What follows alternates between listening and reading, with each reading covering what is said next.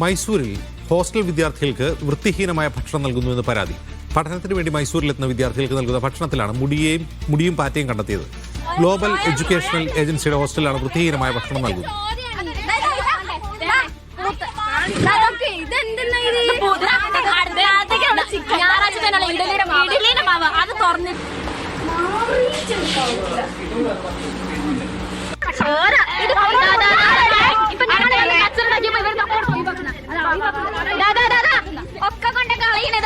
സലാം മുഹമ്മദ് വിവരങ്ങളുമായി ചേരുന്നു. സലാം, ഇത് ഏത് കോളേജിൽ പഠിക്കുന്ന കുട്ടികളാണ് ഈ ഹോസ്റ്റലിൽ?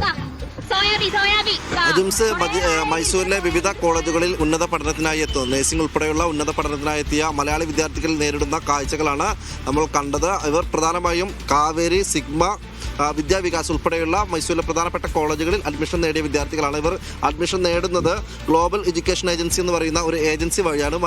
മലയാളികളായിട്ടുള്ള വർഗീസ്, ഷിജു, എൽദോസ് എന്നിവരാണ് ഇതിന് ഉടമസ്ഥർ. അവർ നടത്തുന്ന ഏജൻസി വഴിയാണ് ഇവർ ഇവിടങ്ങളിൽ പ്രവേശനം നേടുന്നത്. ആദ്യ സമയത്ത് ഇവർക്ക് നൽകുന്ന ഉറപ്പ് എന്ന് പറയുന്നത് കേരളീയ ഭക്ഷണം നൽകും, അതോടൊപ്പം തന്നെ എല്ലാവിധ സൗകര്യങ്ങളും നൽകുമെന്നുള്ളതാണ്. അതോടൊപ്പം തന്നെ പെൺകുട്ടികളായ കുട്ടികൾ അവർ ഹോസ്റ്റലിൽ നിർബന്ധമായും ഇവരുടെ ഹോസ്റ്റലിൽ തന്നെ നിന്ന് പഠിക്കണമെന്ന് ഒരു നിർബന്ധം ഇവരോട് വെക്കും. അതേ തുടർന്നാണ് പിന്നീട് ഈ ഹോസ്റ്റലുകൾ തന്നെ ഈ കുട്ടികൾ അഡ്മിഷൻ നേടുന്നത്. അങ്ങനെ പിന്നീട് തുടർന്നു പോകുമ്പോഴാണ് ഈ രീതിയിലുള്ള വൃത്തിഹീനമായ ഭക്ഷണം നൽകുന്നത് അടക്കമുള്ള കാര്യങ്ങൾ ഈ കുട്ടികൾക്ക് ബോധ്യപ്പെടുന്നത്. നമുക്ക് ആ ദൃശ്യങ്ങൾ കൃത്യമായി കാണാം.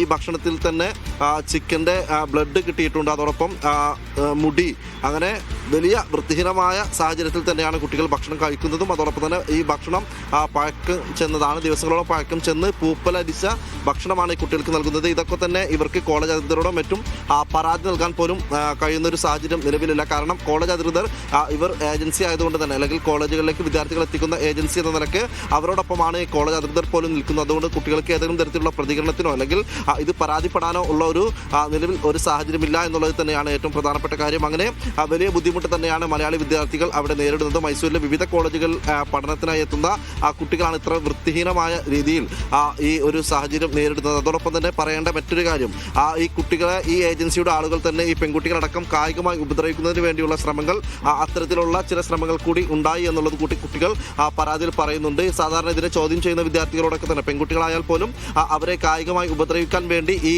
ഏജൻസിയുടെ ആളുകൾ ശ്രമിക്കുന്നു എന്നുള്ളൊരു പരാതി കൂടി ഉണ്ട്. ഏതായാലും ഈ കാര്യത്തിൽ വലിയൊരു കേരള സർക്കാരിൻ്റെ ഭാഗത്തുനിന്നോ അതല്ലെങ്കിൽ കർണാടക ഗവൺമെൻറ്റുമായി ബന്ധപ്പെട്ട ഏതെങ്കിലും തരത്തിലുള്ള ഇടപെടലുകൾ സാധ്യമാണോ എന്നുള്ളതിൽ തന്നെയാണ് ഈ കുട്ടികൾ അന്വേഷിക്കുന്ന കാര്യം. അതിനുവേണ്ടി തന്നെയാണ് ഇത് പുറത്തറിയണം എന്നുള്ള തരത്തിൽ തന്നെയാണ് കുട്ടികൾ വീഡിയോ ചിത്രീകരിച്ചതും അത് പുറത്തുവിട്ടതും. ഏതായാലും വലിയ ഒരു ബുദ്ധിമുട്ട് തന്നെയാണ് ഈ മൈസൂരിലടക്കം എത്തുന്ന മലയാളി വിദ്യാർത്ഥികൾ നേരിടുന്നത്. അജിംസ്,